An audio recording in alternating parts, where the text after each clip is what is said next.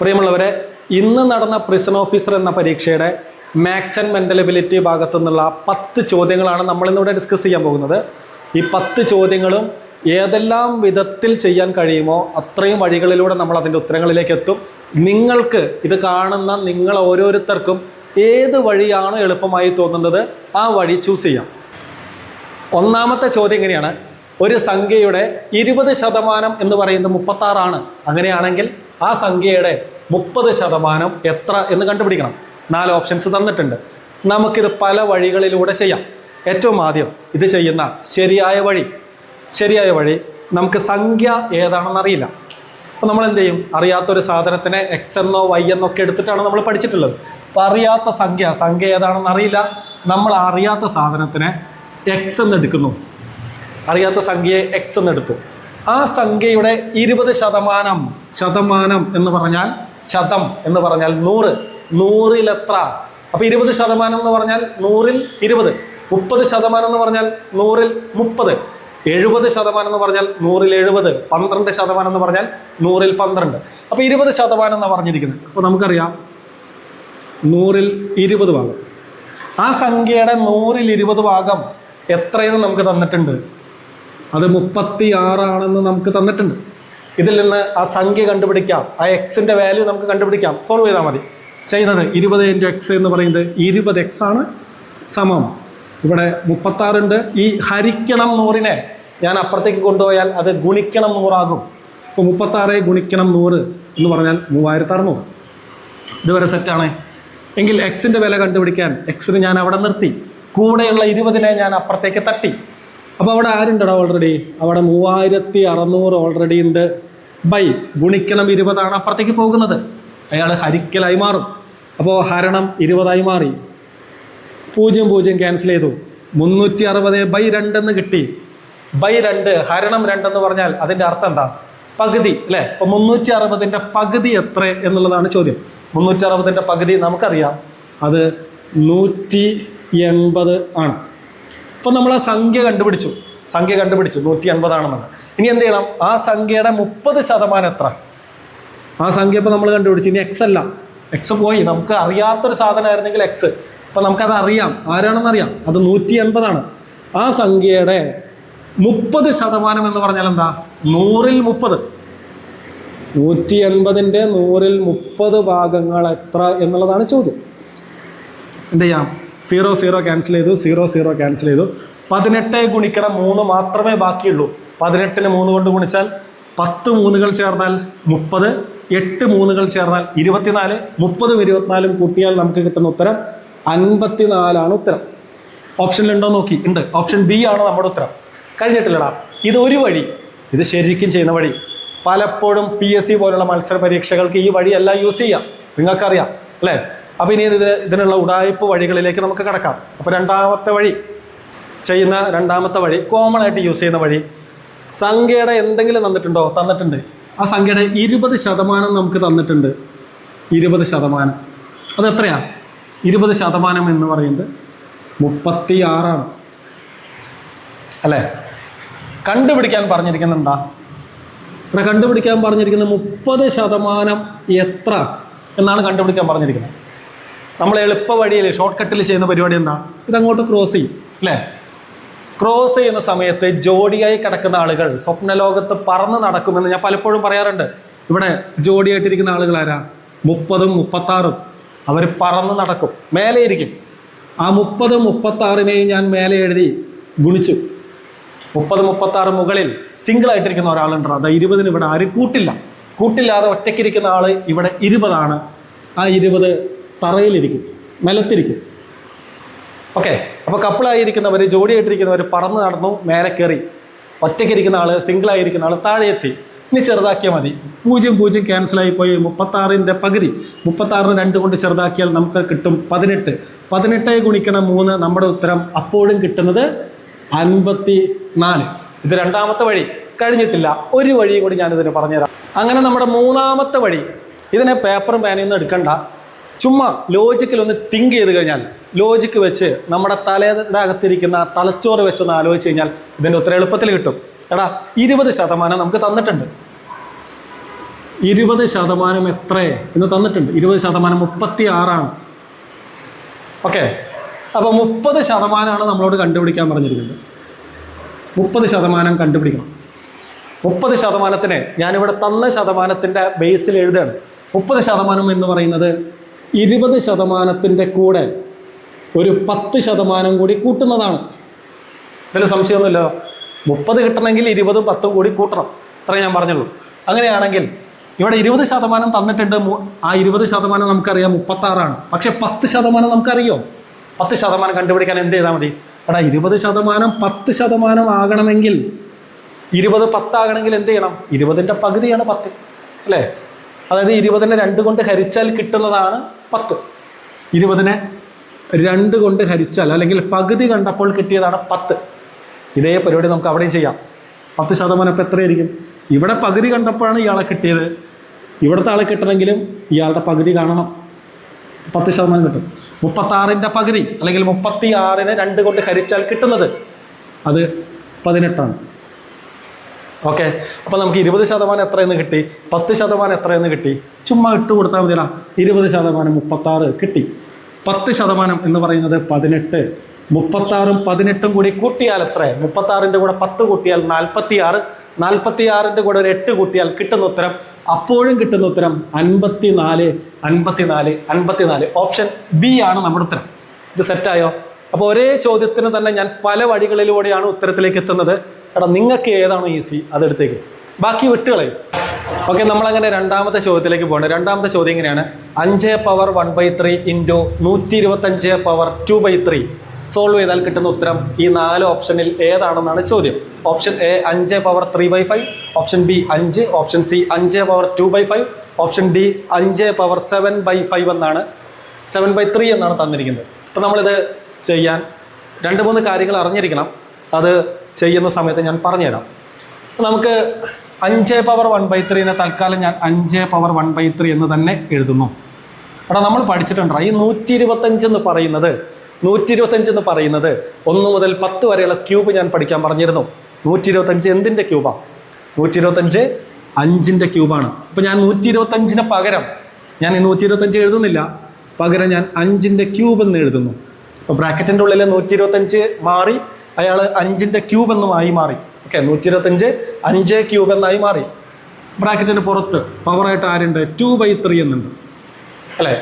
ഇതുവരെ ഡൗട്ടൊന്നുമില്ലല്ലോ. ഓക്കെ, ഇവിടെ അറിയേണ്ട ഒരു സാധനമുണ്ട്. ഇവിടെ നമുക്ക് അറിയേണ്ട ഒരു സാധനം a⁻m n എന്ന് പറഞ്ഞാൽ ഒരു സംഖ്യയുടെ പവറായിട്ട് മറ്റൊരു സംഖ്യ വരുന്നു, അതിൻ്റെ പവറായിട്ട് വേറൊരു സംഖ്യ വരുന്നു. അങ്ങനെ വന്നു കഴിഞ്ഞാൽ നമുക്ക് എന്ത് ചെയ്യാം? പവറുകളെ തമ്മിൽ ഗുണിച്ച് പവറാക്കി എഴുതാം. a⁻m × n അല്ലെങ്കിൽ a⁻mn എന്ന് പറഞ്ഞിട്ട് എഴുതാം. അപ്പോൾ ഈ സാധനം അറിഞ്ഞിരിക്കണം ഈ ഭാഗത്ത്. അപ്പോൾ നമുക്കിതിനെ എങ്ങനെ എഴുതാം? 5/1/3 അങ്ങനെ തന്നെ ഇരിക്കട്ടെ കേട്ടോ, ഇൻറ്റു. അപ്പോൾ 5/3 ഇതിൻ്റെ പവറായിട്ട് മറ്റാൾ വന്നപ്പോൾ എന്ത് ചെയ്യാം? അയാളെ ഗുണിച്ച് എഴുതാം. 3 ഗുണിക്കണം 2/3 ഇങ്ങനെ എഴുതാം. വെട്ടിക്കളയാവുന്ന സാധനങ്ങളൊക്കെ വെട്ടിക്കളഞ്ഞാൽ, അല്ലേ? മുകളിലൊരു 3, താഴെ ഒരു 3 വെട്ടിക്കളഞ്ഞാൽ നമുക്ക് ബാക്കി കിട്ടുന്നത് ആരാ? 5/1/3ന് ഞാൻ അതുപോലെ തന്നെ എഴുതി. ബാക്കി വരുന്ന ആൾ 5/2, 5ൻ്റെ സ്ക്വയർ. 5ൻ്റെ സ്ക്വയറിന് 25 പോയി എഴുതാൻ നിൽക്കണ്ട. ഓക്കെ, 25 എഴുതാൻ നിൽക്കണ്ട. അപ്പോൾ ഇതെന്ത് ചെയ്യാം? ഇവിടെ മറ്റൊരു കാര്യം കൂടി അറിയണം. a⁻m × a⁻n എന്നാണെങ്കിൽ, അതായത് ഒരേ ബേസ് പക്ഷെ പവറുകൾ വേറെ വേറെ, അങ്ങനെയാണെങ്കിൽ നമ്മൾ എന്ത് ചെയ്യും? ആ ബേസ് അങ്ങോട്ട് എഴുതി വയ്ക്കും. മുകളിൽ വ്യത്യാസപ്പെട്ട് കിടക്കുന്ന പവറുകളെ തമ്മിൽ കൂട്ടി എഴുതാം. a⁻m ഗുണിക്കണം a⁻n-നെ നമുക്ക് a⁻m + n എന്ന് എഴുതാം. ഇതാണ് ഇവിടെ അറിയേണ്ട കാര്യം. അപ്പോൾ അങ്ങനെയാണെങ്കിൽ ഒന്ന് പറഞ്ഞടാ, നമുക്ക് എങ്ങനെ എഴുതാം? രണ്ടും ഒരേ ബേസാണ്. ഞാൻ ആ സെയിം ബേസിന് താഴെ എഴുതി. മുകളിലുള്ള പവറുകളെ കൂട്ടി എഴുതിയാൽ 1/3 + 2 എന്ന് വരും. 1/3ഉം 2ഉം ഞാനിവിടെ സൈഡിൽ കൂട്ടാം. 1/3 + 2 ഞാൻ ഗുണിക്കാൻ എളുപ്പത്തിന്, കൂട്ടാൻ എളുപ്പത്തിന് താഴെ ഒരു 1 കൂടി ഇട്ടിട്ട് ചെയ്യുന്നു, അത്രയേ ഉള്ളൂ. അപ്പോൾ 1 × 1 1, നടുവിലെ ചിഹ്നം പ്ലസ്, 2 × 3 6, 1 × 3 3. ക്രോസ് മൾട്ടിപ്ലിക്കേഷൻ ചെയ്യേണ്ട കാര്യമൊക്കെ നിങ്ങൾക്ക് അറിയാലോ, അല്ലെങ്കിൽ LCM എടുത്ത് ചെയ്താലൊക്കെ മതി. എനിക്ക് എളുപ്പമുള്ള വഴി ഇതായതുകൊണ്ട് ഞാനിങ്ങനെ ചെയ്യുന്നു. 1 6 കൂടി കൂട്ടിക്കഴിഞ്ഞാൽ 7/3. ഇതുവരെ കിട്ടിയോ? അപ്പോൾ എനിക്ക് എന്ത് ചെയ്യാം? ഇത് ചെയ്തപ്പോൾ 5 പവർ, ഇനി പവർ ഞാൻ എന്ത് എഴുതിയാൽ മതി? 7/3 എന്ന് എഴുതിയാൽ മതി. നമ്മുടെ ഉത്തരം എവിടെയുണ്ട്? ഓപ്ഷൻ ഡിയിലുണ്ട്. ഇത്രയും സെറ്റായോ? ഓക്കെ, നമ്മളപ്പോൾ മൂന്നാമത്തെ ചോദ്യത്തിലേക്ക് പോവാണ്. ഈ ചോദ്യ പേപ്പറുകളിൽ എളുപ്പമുള്ള ചോദ്യങ്ങളിൽ ഒരു ചോദ്യം ഇതാണ്. 4 + 6 അത് ബ്രാക്കറ്റിനകത്ത് ഗുണിക്കണം 5 - 3 ഗുണിക്കണം മറ്റൊരു ബ്രാക്കറ്റിനകത്ത് 2 + 8. ഓക്കെ, അപ്പോൾ ഇത് സോൾവ് ചെയ്യാൻ വളരെ എളുപ്പമാണ്. ബ്രാക്കറ്റിനകത്തുള്ള ആളുകൾ ആദ്യം സോൾവ് ചെയ്യണം. നിങ്ങൾക്കറിയാം ബോട്ട്മാസ് റൂൾ വെച്ചിട്ടാണ് ഇത് ചെയ്യേണ്ടത്. അങ്ങനെ ബ്രാക്കറ്റിനകത്തുള്ള ആളുകൾ ആദ്യം സോൾവ് ചെയ്താൽ 4 + 6 എന്ന് പറയുന്നത് 10 × 5 മൈനസ് 3 അവിടെ എഴുതി ഗുണിക്കണം ബ്രാക്കറ്റിനകത്ത് 2 + 8 ചെയ്ത് കഴിഞ്ഞാൽ നമുക്ക് കിട്ടുന്നത് 10. ഓക്കെ, ഇനി എന്ത് ചെയ്യണം? ഗുണിക്കലാണ് ചെയ്യേണ്ടത്. ബോട്ട്മാസിൻ്റെ ക്രമത്തിൽ നോക്കിയാൽ മൾട്ടിപ്ലിക്കേഷനും മൈനസ് സബ്ട്രാക്ഷനാണ് ഇതിലുള്ളത്. സബ്ട്രാക്ഷൻ ഏറ്റവും അവസാനം ചെയ്യേണ്ട പരിപാടിയാണ്. അപ്പോൾ അതിന് മുന്നേ ആരെ ചെയ്യണം? ഗുണനക്രിയകൾ ചെയ്യണം. 10 × 5 എന്ന് പറയുന്നത് 50 മൈനസ് 3 × 10 എന്ന് പറയുന്നത് 30. 50-ൽ നിന്ന് 30 പോയാൽ കിട്ടുന്ന ഉത്തരം 20. നമ്മുടെ ഉത്തരം ഓപ്ഷൻ എ. ഓക്കെ മക്കളെ, നമ്മളപ്പോൾ നാലാമത്തെ ചോദ്യത്തിലേക്ക് പോവാണ്. നാലാമത്തെ ചോദ്യം ഈ സാധനങ്ങളൊക്കെ കണ്ടു കഴിഞ്ഞാൽ പേടിച്ച് സ്കിപ്പ് ചെയ്തെങ്കിലേ ഉള്ളൂ. ചെയ്ത് കഴിഞ്ഞാൽ വളരെ സിമ്പിളാണ്. ഞാനിത് കൺഫ്യൂഷൻ വരാതിരിക്കാൻ ഇതിനെ ഞാൻ 2 പാർട്ടായി തിരിക്കുകയാണ്. ന്യൂമറേറ്ററിലുള്ള ആളുകളെ ഞാൻ ആദ്യം ചെയ്യാം, അത് കഴിഞ്ഞിട്ട് ഡിനോമിനേറ്ററിലുള്ള ആളുകളെ രണ്ടാമത് ചെയ്യാം, എന്നിട്ട് ഒരുമിച്ച് എഴുതാം. ഓക്കെ, അപ്പോൾ അംശത്തിൽ കിടക്കുന്ന ആളുകളെയാണ് ഞാൻ ആദ്യം എഴുതുന്നത്. അംശത്തിൽ കിടക്കുന്ന ആളുകൾ 1/2 × 1/2 പകുതിക്ക് പകുതി മൈനസ് 1/4 ഗുണിക്കണം 1/4. അപ്പോൾ ഇയാളെ ഞാൻ ആദ്യം സോൾവ് ചെയ്യാൻ പോകണം. ഇയാളെ സോൾവ് ചെയ്ത് കഴിഞ്ഞാൽ എനിക്ക് കിട്ടുന്നത് അറിയാലോ, 2 ഭിന്നസംഖ്യകളെ തമ്മിൽ ഗുണിക്കാൻ നമ്മൾ എന്ത് ചെയ്യും? അംശങ്ങളെ തമ്മിൽ ഗുണിക്കും, താഴെ കിടക്കുന്ന ഛേദങ്ങളെ തമ്മിൽ ഗുണിക്കും, ഡയറക്റ്റ് ഗുണിക്കും. അപ്പോൾ 1 1 ഗുണിച്ചാൽ കിട്ടുന്നത് 1/2 2 ഗുണിച്ചാൽ കിട്ടുന്നത് 4 മൈനസ് അപ്പുറത്ത് 1 1 തമ്മിൽ ഗുണിച്ചാൽ കിട്ടുന്നത് 1, താഴെ കിടക്കുന്ന 4 4 തമ്മിൽ ഗുണിച്ചാൽ കിട്ടുന്നത് 16. ഇനി എന്ത് ചെയ്യണം? കുറയ്ക്കലാണ്. 2 ഭിന്നസംഖ്യകളെ തമ്മിൽ കൂട്ടാനോ കുറയ്ക്കാനോ പോകുന്നുണ്ടെങ്കിൽ നമ്മൾ എന്ത് ചെയ്യണം? ക്രോസ് ചെയ്യാം. അതാണ് എളുപ്പമുള്ള പരിപാടി. അല്ലെങ്കിൽ അംശങ്ങൾ ഒരുപോലെ ആക്കി ചെയ്യാം. ഞാനിപ്പോൾ ക്രോസ് ചെയ്ത് പഠിച്ചതുകൊണ്ട് ഇങ്ങനെ ചെയ്യാം. 1 ഗുണിക്കണം 16 16 മൈനസ് 4 ഗുണിക്കണം 1 4 ഡിവൈഡഡ് ബൈ 16 ഗുണിക്കണം 4 10 4 40 6 4 24 40ഉം 24ഉം നമ്മുടെ ഉത്തരം 64. ഓക്കെ, അപ്പോൾ ഫൈനൽ ആൻസറിലേക്ക് 16-ൽ നിന്ന് 4 കുറച്ചാൽ കിട്ടുന്ന ഉത്തരം 12/64 ഇങ്ങനെ കിട്ടി. ഇനി 12ഉം 64ഉം കാണുമ്പോൾ തന്നെ നമുക്കറിയാം 2 പേരിലും ആരോ പൊതുവായിട്ടിരിക്കുന്നുണ്ട്. വെട്ടി ചെറുതാക്കാം.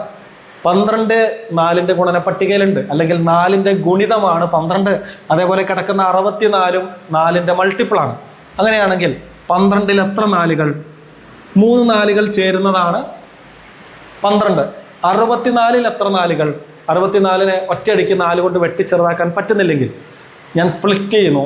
64 എന്ന് പറയുന്നത് 40ഉം 24ഉമാണ് അല്ലേ? 40ഉം 24. 40 എന്ന് പറയുന്നത് 40 ആകണമെങ്കിൽ എത്ര 4കൾ ചേരണം? 10 4കൾ ചേരണം.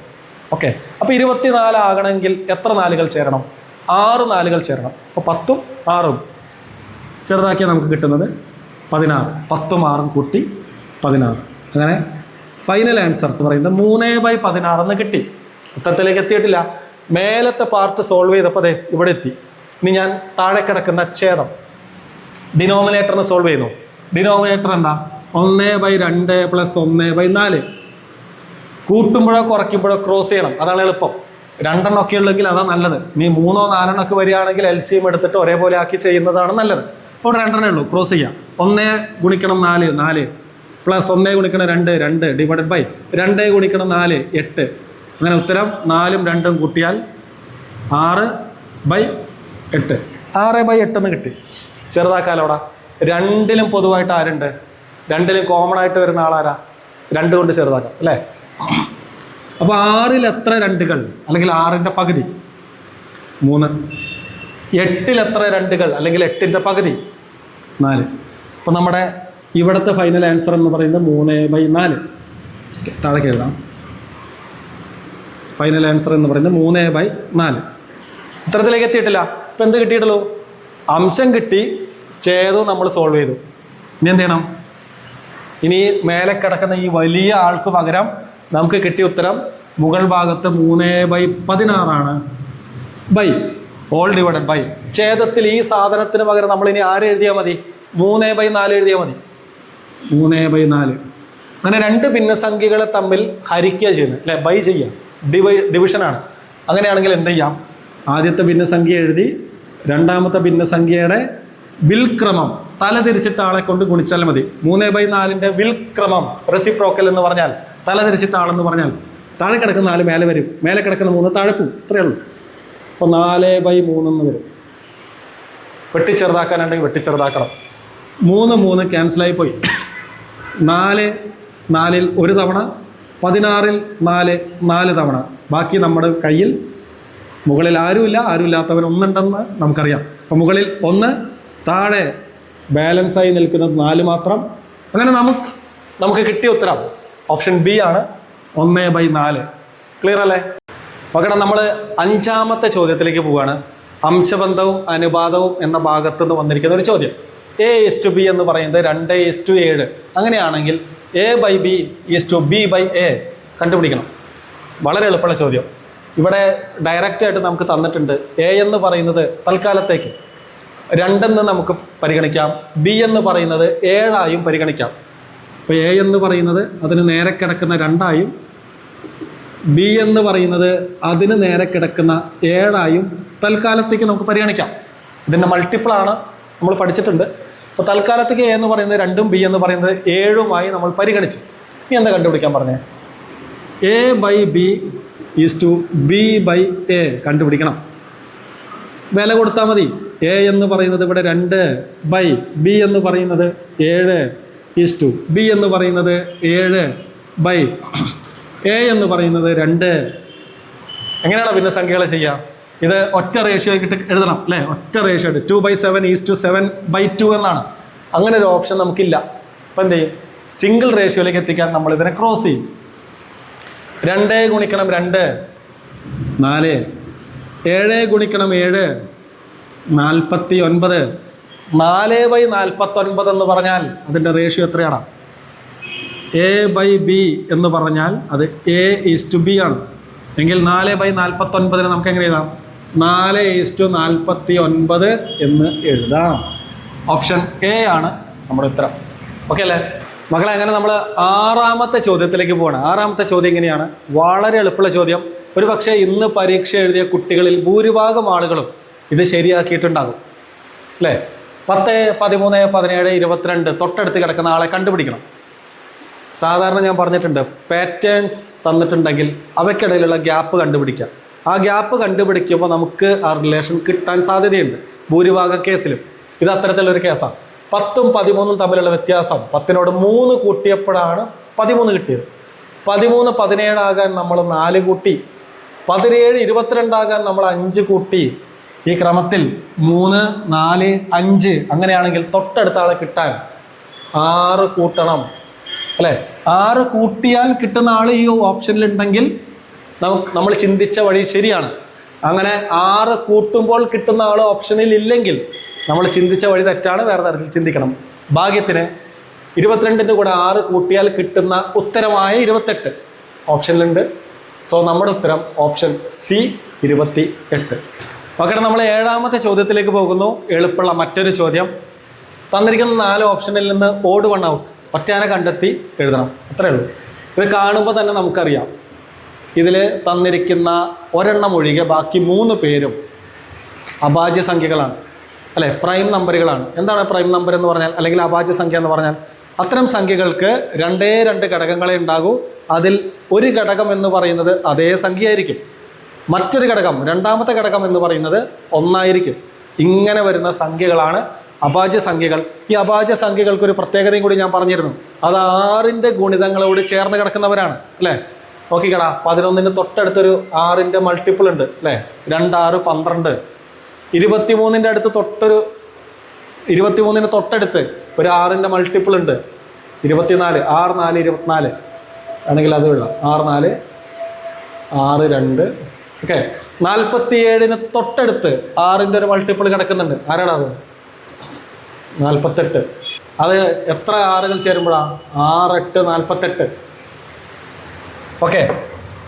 എങ്കിൽ 63 അതൊരു പ്രൈം നമ്പറല്ല, അഭാജ്യ സംഖ്യയല്ല, അതൊരു കോമ്പോസിറ്റ് നമ്പറാണ്, ഭാജ്യസംഖ്യയാണ്. നമുക്കതിനെ 9 ഗുണിക്കണം 7 എന്ന് എഴുതാം, 1 ഗുണിക്കണം 63 എന്നും എഴുതാം. അങ്ങനെ 2ലധികം ഘടകങ്ങൾ, 1ഉം 63ഉം ഓൾറെഡി അതിൻ്റെ ഘടകങ്ങളാണ്, ഫാക്ടറാണ്. അതിന് പുറമെ 9ഉം 7ഉം കൂടി ഘടകങ്ങളായി വന്നു. അപ്പോൾ 2ലധികം ഘടകങ്ങൾ വന്നതുകൊണ്ട് 63 എന്ന് പറയുന്ന ആള് അഭാജ്യസംഖ്യയല്ല, ഭാജ്യസംഖ്യയാണ്. ബാക്കി 3ഉം അഭാജ്യസംഖ്യകളാണ്. നമ്മുടെ ഉത്തരം ഓപ്ഷൻ ഡി ആണ്. അങ്ങനെ 8ാമത്തെ ചോദ്യത്തിലേക്ക് കടക്കുന്നു. 8ാമത്തെ ചോദ്യം ഇങ്ങനെയാണ്: സമയം 7:30 ആകുമ്പോൾ മണിക്കൂർ സൂചിയും മിനിറ്റ് സൂചിയും തമ്മിലുള്ള കോണളവ് എത്ര? 4 ഓപ്ഷൻ തന്നിട്ടുണ്ട്. ഇത് 2 തരത്തിൽ ചെയ്യാം. ലോജിക്ക് വെച്ച് ആലോചിച്ച് അതിൻ്റെ ഉത്തരം കണ്ടുപിടിക്കാം, അതല്ലെങ്കിൽ ഇതിനൊരു ഇക്വേഷൻ ഉണ്ട്, ആ ഇക്വേഷൻ ഉപയോഗിച്ച് ചെയ്യാം. ഞാൻ ആദ്യം ഇക്വേഷൻ വെച്ചിട്ട് ചെയ്യാം, അത് കഴിഞ്ഞിട്ട് എങ്ങനെയാണ് ലോജിക്ക് വെച്ച് ഇതിൻ്റെ ഉത്തരത്തിലേക്ക് എത്താം എന്നും കൂടി ഞാൻ പറയാം. ഓക്കെ. അപ്പോൾ ചോദ്യം എങ്ങനെയാണ്? ചോദ്യം പറഞ്ഞു, അതിൻ്റെ ഉത്തരം ഇക്വേഷൻ വെച്ച് ചെയ്യുന്നത് ഈ തരത്തിലാണ്. ആംഗിൾ കണ്ടുപിടിക്കാൻ മിനിറ്റ് സൂചിയും മണിക്കൂർ സൂചിയും അവയ്ക്കിടയിലുള്ള കോണളവ് കണ്ടുപിടിക്കാൻ നമ്മൾ യൂസ് ചെയ്യും. കോണളവ് സമം mod of 30h minus 11/2 m. h എന്ന് പറഞ്ഞാൽ മണിക്കൂറിനെയും m എന്ന് പറഞ്ഞാൽ മിനിറ്റിനെയും സൂചിപ്പിക്കുന്നു. ഓക്കെ. അപ്പോൾ 7:30 എന്ന് പറഞ്ഞാൽ 7:30 എന്ന് പറഞ്ഞാൽ ഇതിൽ മണിക്കൂറിൻ്റെ പാർട്ട്, അവർ പാർട്ട് ഏതാണ്, മിനിറ്റ് പാർട്ട് ഏതാണ്, മിനിറ്റുകളുടെ പാർട്ട് ഏതാണ്? നമുക്കറിയാം. മണിക്കൂറിൻ്റെ പാർട്ട് ആദ്യം കിടക്കുന്നതും മിനിറ്റുകളുടെ പാർട്ട് രണ്ടാമത് കിടക്കുന്നതാണ്. അപ്പോൾ m എന്ന് പറയുന്നത് 30ഉം h എന്ന് പറയുന്നത് 7ഉമാണ്. h എന്ന് പറയുന്നത് 7, m എന്ന് പറയുന്നത് 30. ജസ്റ്റ് കൊടുത്താൽ മതി. ഇങ്ങനെ വരൂടാ, 30 ഗുണിക്കണം h എത്രയാ? 7 മൈനസ് 11/2 m എത്രയാ? 30. ഓക്കെ. വെട്ടിച്ചെറുതാക്കാൻ എന്തെങ്കിലും ഉണ്ടോ? ഉണ്ട്. 30ൻ്റെ പകുതി 15. 30 ഗുണിക്കണം 7 എന്ന് പറഞ്ഞാൽ 210 മൈനസ് 11 ഗുണിക്കണം 15. 11 കൊണ്ട് ഗുണിക്കാൻ എളുപ്പമാണ് അല്ലേ?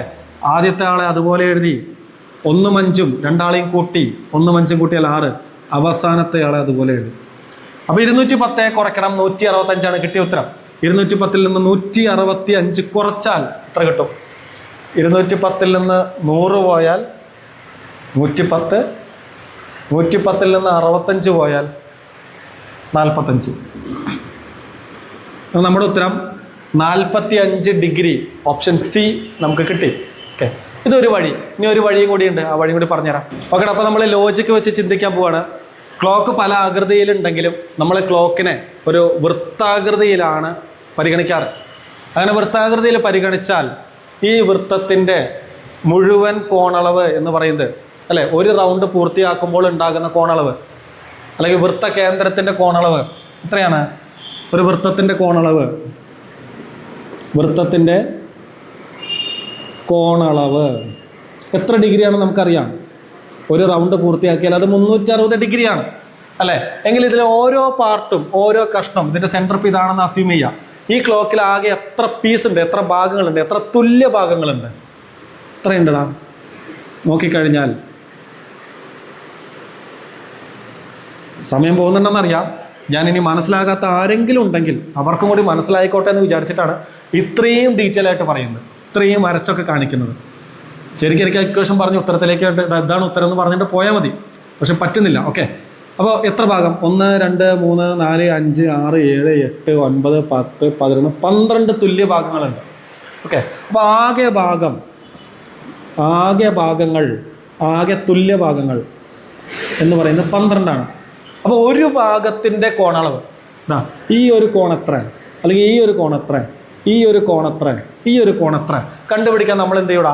ആകെയുള്ള കോണളവിനെ ഒരു ഭാഗത്തിൻ്റെ കോണളവ്, ഒരു ഭാഗത്തിൻ്റെ കോണളവ്, ആകെയുള്ള കോണളവ് 360 നമുക്കറിയാം.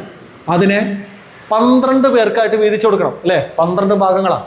12 പേർക്കായിട്ട് വീതിച്ചു കൊടുത്താൽ 360നെ 12 കൊണ്ട് ഹരിച്ചാൽ നമുക്ക് കിട്ടുന്നത് ഒരു ഭാഗത്തിൻ്റെ കോണളവ് അത് 30 ഡിഗ്രിയാണ്. ഓക്കെ. ഇനി ഡൗട്ട് ഉണ്ടെങ്കിൽ സൈഡിൽ കൊണ്ടിട്ട് ഹരിച്ച് നോക്കിയാൽ മതി, അല്ലെങ്കിൽ വെട്ടിച്ചെറുതാക്കിയാൽ മതി. കിട്ടുന്ന ഉത്തരം 30 ഡിഗ്രി ആയിരിക്കും. ഓക്കെ. അപ്പോൾ ഇത് ക്ലിയർ ആയല്ലോ. അപ്പോൾ നമ്മൾ എന്ത് പഠിച്ചത്? അതാ ഈ ഓരോ ഭാഗങ്ങളും 30 ഡിഗ്രി വെച്ചിട്ടാണ്. ഓരോ പീസും 30 ഡിഗ്രിയാണ്. ഇനി നമ്മളോട് പറഞ്ഞിരിക്കുന്നത് എന്താ? ചോദ്യത്തിൽ എന്താ പറഞ്ഞിരിക്കുന്നത്? സമയം 7:30. അപ്പോൾ മിനിറ്റ് സൂചിയുടെ സ്ഥാനം കൃത്യം എവിടെയായിരിക്കും? കറക്റ്റ് 30 ആയതുകൊണ്ട് നമുക്ക് ഉറപ്പിച്ച് പറയാം, മിനിറ്റ് സൂചി കൃത്യം കൃത്യം 6-ലായിരിക്കും, ഷാർപ്പ് 6-ലായിരിക്കും. ഓക്കെ.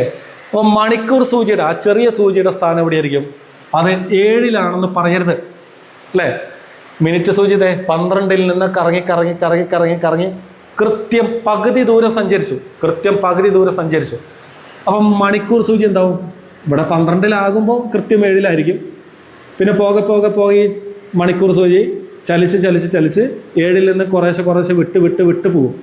കൃത്യം പകുതിയിലേക്ക് എത്തുമ്പോൾ ആളെവിടെയായിരിക്കും? കറക്റ്റ് 7-ന്റെയും 8-ന്റെയും കറക്റ്റ് സെൻട്രലായിരിക്കും. 7-ന്റെയും 8-ന്റെയും കറക്റ്റ് സെൻട്രലായിരിക്കും. ഇനി ഡൗട്ട് ഉണ്ടെങ്കിൽ നിങ്ങൾ നോക്കിക്കോ. 2:30, 3:30, 4:30, 5:30, 6:30 എന്നൊക്കെ പറയുമ്പോൾ മിനിറ്റ് സൂചി കൃത്യം 6-ലും, ഇപ്പോൾ 2:30 ആണെങ്കിൽ മിനിറ്റ് സൂചി 6-ലും, മണിക്കൂർ സൂചി ആ ചെറിയ സൂചി 2-ന്റെയും 3-ന്റെയും ഇടയിലായിരിക്കും, കൃത്യം നടുക്കായിരിക്കും. നിങ്ങൾ നോക്കിയാൽ മതി ക്ലോക്കിൽ. അപ്പം അങ്ങനെയാണെങ്കിൽ ഇനി ലോജിക്ക് വെച്ചൊന്ന് ചിന്തിച്ചേ. ഈ ഒരു ഭാഗം എന്ന് പറയുന്നത് നമ്മളിപ്പോൾ കണ്ടുപിടിച്ചു, അത് 30 ഡിഗ്രിയാണ്. ഒരു ഭാഗം എന്ന് പറയുന്നത് 30 ഡിഗ്രിയാണ്. ഇനി എത്രയും കൂടി ഉണ്ടടാ? ഇത് ഇത്രയും കൂടി ഉണ്ട്, അല്ലേ? എന്നാലാണ് ഈ കോണളവ് കിട്ടുള്ളൂ.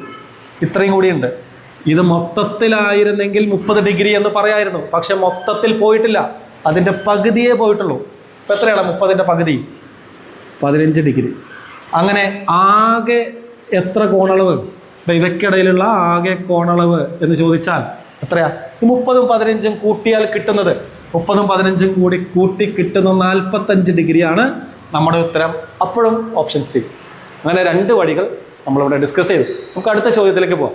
അങ്ങനെ 9ാമത്തെ ചോദ്യം 8:511. ഇപ്പോൾ 2:2ന്റെ ചിഹ്നമൊക്കെ കണ്ടിട്ടുണ്ട്. പിന്നെ 10:1 ഉണ്ട്. മിക്ക ആളുകളും റേഷ്യോ ആൻഡ് പ്രപ്പോർഷൻ, അംശബന്ധവും അനുപാതവും, അല്ലെങ്കിൽ പ്രപ്പോർഷൻ്റെ സിമ്പിൾ തന്നാൽ, അല്ലെങ്കിൽ 2:2ന്റെ കുത്ത് കണ്ടാൽ ആ രീതിയിൽ ചിന്തിക്കാനുള്ള സാധ്യതയുണ്ട്. അങ്ങനെ സമയം കുറഞ്ഞ കുറേ ആളുകളുണ്ട്. അപ്പോൾ ഞാൻ പറഞ്ഞിട്ടുണ്ട്, 1ാമത്തെ ആളും 3ാമത്തെ ആളും തമ്മിൽ എന്തെങ്കിലും റിലേഷൻ പെട്ടെന്ന്, അല്ലെങ്കിൽ 8ന്റെ മൾട്ടിപ്പിളോ അങ്ങനെ എന്തെങ്കിലുമൊക്കെ ആണെങ്കിൽ ആ തരത്തിലേക്ക് ചിന്തിച്ചാൽ മതി. ഇത് വേറെന്തോ പണിയാണ്. അപ്പോൾ 8ഉം 511 തമ്മിൽ എന്തോ ഒരു ബന്ധമുണ്ട്. ആ ബന്ധം കണ്ടെത്തിയിട്ട് 10 ആ ബന്ധത്തിൽ പോയി കഴിഞ്ഞാൽ, ആ ബന്ധത്തിലൂടെ 10നെ ചെയ്ത് കഴിഞ്ഞാൽ ഇവിടെ വരുന്ന ഉത്തരം എന്ത് എന്നാണ് കണ്ടുപിടിക്കേണ്ടത്. അങ്ങനെയാണെങ്കിൽ 8:511 ആകാൻ 8:511 ആകാൻ എന്ത് ചെയ്യണമെന്ന് ആലോചിക്കണം. ഞാൻ എപ്പോഴും പറയാറുണ്ട്, 1 മുതൽ മിനിമം 15 വരെയെങ്കിലുള്ള സ്ക്വയർ പഠിക്കണം. 20 വരെ പഠിച്ചാൽ വളരെ നല്ലത്. അപ്പോൾ 1 മുതൽ 20 വരെയുള്ളതിൻ്റെ സ്ക്വയറും 1 മുതൽ 10 വരെയുള്ളതിൻ്റെ ക്യൂബും നിർബന്ധമായും പഠിക്കണം. അങ്ങനെ പഠിച്ചവർക്കറിയാം 8ന്റെ ക്യൂബ് എത്രയാണ്? 512 ആണ്. ആ 512-ൽ നിന്ന് 1 കുറച്ച ആളല്ലടാ 511, അല്ലേ? ഇനി അതേ റിലേഷൻ അപ്പുറത്ത് വർക്ക് ചെയ്യുന്നുണ്ടോ നോക്കിയാൽ മതി. വർക്ക് ചെയ്യുന്നുണ്ടെങ്കിൽ കറക്റ്റ്. 8ന്റെ ക്യൂബ് 512, അതിൽ നിന്ന് 1 കുറച്ചാൽ കിട്ടുന്നതാണ് 511. ഇവിടെ സെറ്റായി. അപ്പുറത്ത് നോക്കാം. ഇവിടെ 10 തന്നിരിക്കുന്നത്. 10ന്റെ ക്യൂബ് എത്രയാണ്? 10ന്റെ ക്യൂബ് 1000. 1000-ൽ നിന്ന് 1 കുറച്ചാൽ കിട്ടുന്ന ഉത്തരം ഓപ്ഷനിലുണ്ടോ? 1000-ൽ നിന്ന് 1 കുറച്ചാൽ കിട്ടുന്നത് 999. ഓപ്ഷനിലുണ്ടോ? ഉണ്ട്. ഓപ്ഷൻ ബി ആണ് നമ്മുടെ ഉത്തരം. അപ്പോൾ ഇതാണ് ലോജിക്ക്, ഇതാണ് ചിന്തിക്കേണ്ടത്. അങ്ങനെ നമ്മൾ അവസാനത്തെ ചോദ്യത്തിലേക്ക് എത്തി, 10ാമത്തെ ചോദ്യത്തിലേക്ക് എത്തി. ചോദ്യം എങ്ങനെയാണ്? 100-നും 150-നും ഇടയിലുള്ള ഒറ്റ സംഖ്യകളുടെ തുക, അതിനിടയിൽ വരുന്ന ഒറ്റ സംഖ്യകളെല്ലാം കൂടി കൂട്ടിയാൽ കിട്ടുന്നത് എത്ര എന്നാണ് ചോദിച്ചിരിക്കുന്നത്. അപ്പോൾ ഇതിന് വേണമെങ്കിൽ സമാന്തര ശ്രേണികൾ, പ്രോഗ്രഷൻ മെത്തേഡ് യൂസ് ചെയ്തിട്ട് നമുക്ക് ചെയ്യാം. അതല്ലെങ്കിൽ വേറൊരു ലോജിക്കും കൂടി ഉണ്ട്, അതും കൂടി യൂസ് ചെയ്ത് ചെയ്യാം. അപ്പോൾ 2 തരത്തിൽ ഞാൻ പറഞ്ഞുതരാം, 2 വഴികൾ ഞാൻ പറഞ്ഞുതരാം. അതിൽ 1ാമത്തെ വഴി, നമ്മളിനി ഇക്വേഷനൊക്കെ വെച്ച് ചെയ്തു പോകുന്ന ആളുകളുണ്ട്, അവർക്ക് വേണ്ടിയിട്ട് ഇങ്ങനെ ചെയ്യാം. എന്താണ്? 100-നും 150-നും ഇടയിലുള്ള ഒറ്റ സംഖ്യകൾ എന്ന് പറഞ്ഞാൽ 100 വരില്ല, 150 വരില്ല. അത് 2 ഒറ്റ സംഖ്യ അല്ല എന്ന് നമുക്കറിയാം. ഇടയിൽ എന്ന് പറഞ്ഞാൽ എന്താ? അവരെ അങ്ങോട്ട് മാറ്റി നിർത്തി അതിന് ഇടയിൽ വരുന്ന ആളുകളെ മാത്രം. 100 കഴിഞ്ഞ് വരുന്ന ഒറ്റ സംഖ്യ ഏതാണ്? 100 കഴിഞ്ഞ് വരുന്ന ഒറ്റ സംഖ്യ 101. തൊട്ടടുത്ത് വരുന്ന ഒറ്റ സംഖ്യ ഏതാണ്? 2 കൂട്ടിയാൽ കിട്ടുന്ന 103. അടുത്തത് 105. അങ്ങനെ പോയി 150-ന്റെ തൊട്ട് മുൻപിലുള്ള ആളാരാ? തൊട്ട് മുൻപുള്ള ആൾ 149 ആയിരിക്കും. 149 മുമ്പിൽ 147 ആയിരിക്കും അല്ലേ? അങ്ങനെയാണ് ഒറ്റ സംഖ്യകൾ വരുന്നത്. ഇത് ഇവരെല്ലാം കൂട്ടിക്കഴിഞ്ഞാൽ എത്രയാണ് ഉത്തരം എന്നാണ് കണ്ടുപിടിക്കേണ്ടത്. അപ്പോൾ തുക കണ്ടുപിടിക്കാൻ സമാന്തര ശ്രേണിയിൽ ഒരു ഇക്വേഷൻ ഉണ്ട്. തുക കണ്ടുപിടിക്കാൻ സമാന്തര ശ്രേണികളിൽ ഒരു ഇക്വേഷൻ ഉണ്ട്. ഏറ്റവും എളുപ്പത്തിൽ ചെയ്യാൻ പറ്റുന്ന ഒരു ഇക്വേഷൻ ഇതാണ്: n/2 into F plus L. ഇതെന്ത് കുന്താണെന്ന് വിചാരിക്കണ്ട. ഈ ഭാഗത്തിലൂടെ കടന്നു പോയവർക്കറിയാം ഇതെന്തൊക്കെയാണ് സാധനം എന്നുള്ളത്. അല്ലാത്തവർക്ക് വേണ്ടി ഞാൻ പറഞ്ഞുതരാം. n എന്ന് പറഞ്ഞാൽ ഇതിലുള്ള ആളുകളുടെ എണ്ണം. എത്ര പദങ്ങളുണ്ട്, എത്ര ടേംസ് ഉണ്ട്, ആ ടേംസിൻ്റെ എണ്ണമാണ് n, നമ്പർ ഓഫ് ടേംസ്. ഇനി എഫ് എന്ന് പറഞ്ഞാൽ ഫസ്റ്റ് ടേം, ആദ്യത്തെ ആൾ. എൽ എന്ന് പറഞ്ഞാൽ ലാസ്റ്റ് ടേം, അവസാനത്തെ ആൾ. അപ്പോൾ നമുക്ക് എന്തറിയാം? എഫ് എന്താണെന്നറിയാം, 101 ആണ്. എല് ലാസ്റ്റ് ടേം എന്താണ്, അവസാനം കിടക്കുന്ന ആളാരാണ്? അത് 149 ആണ്. പക്ഷേ നമുക്ക് എന്തറിയില്ല? എൻ, നമ്പർ ഓഫ് ടേംസ് എത്രയാണെന്നറിയില്ല. ഇതിനിടയിൽ എത്ര ആളുകളുണ്ടെന്ന് നമുക്കിങ്ങനെ ഇരുന്ന് എണ്ണാനുള്ള സമയം എക്സാം ഹാളിലില്ല. 101, 103, 105, 107, 109 അങ്ങനെ 149 വരെ എണ്ണി കണ്ടുപിടിക്കാനുള്ള സമയം നമുക്കില്ല. അപ്പോൾ നമ്മൾ എന്ത് ചെയ്യും? ഇനി സമയം ഉണ്ടെങ്കിൽ ചെയ്തോട്ടോ. ഞാൻ പറയാറുണ്ട്, ചെയ്യുന്ന വഴിയല്ല പ്രധാനം, കിട്ടുന്ന ഉത്തരമാണ് പ്രധാനം. തെറ്റാതെ ഉത്തരത്തിലേക്ക് എത്താൻ ഏത് വഴി വേണമെങ്കിലും എടുക്കാം. കണക്കിൻ്റെ ഒരു സൗന്ദര്യം, കണക്കിലെ ഒരു ഉത്തരത്തിലേക്ക് എത്താൻ ഒരുപാട് വഴികളുണ്ട്. അതിലേതെങ്കിലും ഒരു വഴി, എളുപ്പമുള്ള വഴി സെലക്ട് ചെയ്യണം. ഓക്കെ, അങ്ങനെയാണെങ്കിൽ നമ്മളിതിൽ n കണ്ടുപിടിക്കാൻ, നമ്പർ ഓഫ് ടേംസ് കണ്ടുപിടിക്കാൻ അടുത്തൊരു വഴി എടുക്കും. അതിലൊരു ഇക്വേഷൻ ഉണ്ട്. നമ്പർ ഓഫ് ടേംസ്, എത്ര പദങ്ങളുണ്ടെന്ന് കണ്ടുപിടിക്കാൻ അവസാന പദത്തിൽ നിന്ന് ആദ്യ പദം കുറച്ച് എത്രയാണോ പൊതുവ്യത്യാസം അതുകൊണ്ട് ഹരിക്കുന്നു. അങ്ങനെ കിട്ടുന്ന ഉത്തരത്തിൻ്റെ കൂടെ 1 കൂട്ടുന്നു. Okay, L-F/D+1. ഓക്കെ, ഇനി എന്താണ് ഡി? ഡി എന്ന് പറഞ്ഞാൽ ഇവയ്ക്കിടയിൽ പൊതുവായി വരുന്ന വ്യത്യാസം. ഓരോ പദങ്ങൾക്കിടയിലും ഓരോ ടേംസിൻ്റെ ഇടയിലും കോമൺ ആയി വരുന്ന ഡിഫറൻസ്, കോമൺ ഡിഫറൻസ്, പൊതുവ്യത്യാസം എത്ര? 101, 103 ഇവയ്ക്കിടയിലുള്ള വ്യത്യാസം എത്രയാടാ? 2. ഇവയ്ക്കിടയിലുള്ള വ്യത്യാസം 2. ഇവയ്ക്കിടയിലുള്ള വ്യത്യാസം 2. അങ്ങനെ എല്ലാ ഒറ്റ സംഖ്യകൾക്കിടയിലും ഇങ്ങനെ ചെക്ക് ചെയ്യണ്ട അല്ലേ? എല്ലാ ഒറ്റ സംഖ്യകൾക്കും ഇടയിൽ വരുന്ന പൊതുവ്യത്യാസം, കോമൺ ഡിഫറൻസ് എപ്പോഴും 2 ആയിരിക്കും. അങ്ങനെയാണെങ്കിൽ ഡി എന്ന് പറയുന്നത് 2 ആണ്. സബ്സ്റ്റിറ്റ്യൂട്ട് ചെയ്താൽ മതി. Last term 149 minus first term 101 divided by പൊതുവ്യത്യാസം 2 പ്ലസ് 1. ഓക്കെ, ഞാനിതൊന്ന് മായ്ച്ചോട്ടെ, എന്നിട്ട് ഇപ്പുറത്തെ സൈഡിൽ എഴുതാം.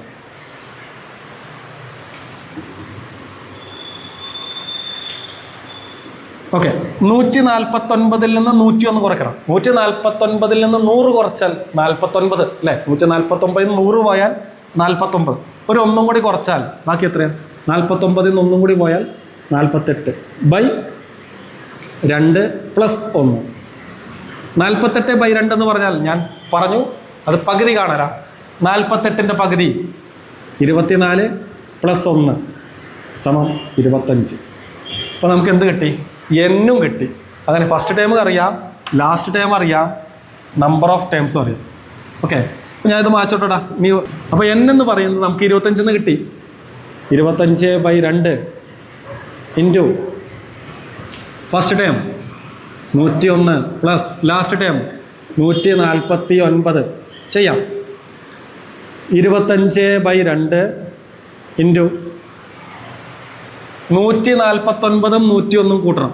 149ൻ്റെ കൂടെ 1 കൂട്ടിയാൽ 149ൻ്റെ കൂടെ 1 കൂട്ടിയാൽ 150. 150ൻ്റെ കൂടെ ഒരു 100 കൂട്ടിയാൽ 150ൻ്റെ കൂടെ 100 കൂട്ടിയാൽ 250. ഓക്കെ, 250. ഇനി ബ്രാക്കറ്റ് വേണ്ടല്ലോ, ഇൻ്റെ കൂടെ ഇതെന്ത് ചെയ്യാം? വെട്ടിച്ചെറുതാക്കാം. 250ൻ്റെ പകുതി എത്ര? 125. 125 ഗുണിക്കണം 25. 125 ഗുണിക്കണം 25 ചെയ്താൽ നമുക്ക് 3125 വരും. 3125 സൈഡ് വേണമെങ്കിൽ ചെയ്ത് നോക്കാം. 125 ഗുണിക്കണം 25, 5, 2, 2, 10, 2, 12, 2, 1, 1, 5, 5, 1, 6, 0, 1, 2, 4, 1, 5, 2, 2. നമ്മൾ കൂട്ടിയാൽ 5, 2, 6, 5, 11, 2 1 3. ഓക്കെ, ശരിയാണ്. 3125 നമ്മുടെ ഉത്തരം. അങ്ങനെ നമ്മുടെ ഉത്തരം ഓപ്ഷൻ ഡി എന്ന് കണ്ടുപിടിച്ചു. ഇത് ഇക്വേഷൻ വെച്ച് ചെയ്യുന്ന പരിപാടിയാണ്. സമാന്തര ശ്രേണികൾ എന്ന് പറയുന്ന ആ കൺസെപ്റ്റ് വെച്ച് ചെയ്യുന്ന പരിപാടിയാണ്. ഇനി ഇതൊന്നല്ലാതെ നമുക്ക് ചെയ്യാം. അതിനൊരു വഴിയുണ്ട്, അതിലേക്ക് കടക്കാം. ഓക്കെ, അപ്പോൾ രണ്ടാമത്തെ വഴി ഇങ്ങനെ ഇക്വേഷൻ ഒന്നും ഇല്ലാതെ വളരെ എളുപ്പത്തിൽ ചെയ്യാൻ പറ്റുന്ന മറ്റൊരു വഴി. നമ്മളോട് കണ്ടുപിടിക്കാൻ പറഞ്ഞത് 100നും 150നും ഇടയിലുള്ള ഇതിനിടയിലുള്ള ഒറ്റ സംഖ്യകളുടെ തുകയാണ് കണ്ടുപിടിക്കാൻ പറഞ്ഞിരിക്കുന്നത്. അപ്പോൾ ഒറ്റ സംഖ്യകളുടെ തുക കണ്ടുപിടിക്കാനുള്ള ഒരു ജനറൽ ഇക്വേഷൻ കോമൺ ആയി നമ്മൾ ഉപയോഗിക്കുന്ന ഒരു സാധനമുണ്ട്. എന്താണത്? ഒറ്റ സംഖ്യകളുടെ തുക സമ്മ് കണ്ടുപിടിക്കാൻ n² ആണ്. n × n. ഈ n എന്ന് പറഞ്ഞാൽ എന്താ? നമ്പർ ഓഫ് ടേംസ്, എത്ര അക്കങ്ങളുണ്ട്, എത്ര ഒറ്റ സംഖ്യകളുണ്ട്, അതിൻ്റെ എണ്ണം. ഓക്കെ, ഇനി അങ്ങനെയാണെങ്കിൽ ഞാനിവിടെ ചെയ്യാൻ പോകുന്ന പരിപാടി 1 മുതൽ 150 വരെയുള്ള ഒറ്റ സംഖ്യകളുടെ തുക ഞാൻ ആദ്യം കണ്ടുപിടിക്കും. അപ്പം എനിക്കിത് എത്രയും കിട്ടും. അതിൽ നിന്ന് 1 മുതൽ 100 വരെയുള്ള ഒറ്റ സംഖ്യകൾ ഞാൻ കുറയ്ക്കും. കുറച്ച് കഴിഞ്ഞാൽ എനിക്കെന്ത് കിട്ടും? 100നും 150നും ഇടയിലുള്ള ഒറ്റ സംഖ്യകളുടെ തുക കിട്ടും. നമുക്ക് നോക്കാം എങ്ങനെ. ഒറ്റ സംഖ്യകളുടെ തുക ഞാൻ പറഞ്ഞു n × n, n² ആണ്. ഓക്കെ, അങ്ങനെയാണെങ്കിൽ 1 മുതൽ 150 വരെ എത്ര ഒറ്റ സംഖ്യകളുണ്ട്? എത്ര ഒറ്റ സംഖ്യകളുണ്ട്? 150 ഒറ്റ സംഖ്യ ഉണ്ടെന്ന് തോന്നും, മനസ്സിൽ പറയാൻ തോന്നും. പറയരുത്, തെറ്റാണ്. നമ്മൾ തെറ്റിക്കും. ഞാൻ ഒരു ഉദാഹരണം പറയാം. 1 മുതൽ 4 വരെ എത്ര ഒറ്റ സംഖ്യകൾ? ഏതൊക്കെയാണ്? 1,3. അടുത്തത് 5, അത് 4നേക്കാൾ കൂടി. അപ്പോൾ 1 മുതൽ 4 വരെ എത്ര ഒറ്റ സംഖ്യകൾ? 2 ഒറ്റ സംഖ്യകൾ. 1 മുതൽ 6 വരെ എത്ര ഒറ്റ സംഖ്യകൾ? 1, 3, 5. അടുത്തത് 7, അത് 6നേക്കാൾ കൂടി. ഇപ്പോൾ എത്ര ഉണ്ടാ? 1 മുതൽ 6 വരെ എന്ന് പറഞ്ഞാൽ 3. ഇനി 1 മുതൽ 10 വരെ എത്ര പേര്? 1, 3, 5, 7, 9. എത്ര പേര്? 1, 2, 3, 4, 5. എന്താ ബന്ധം?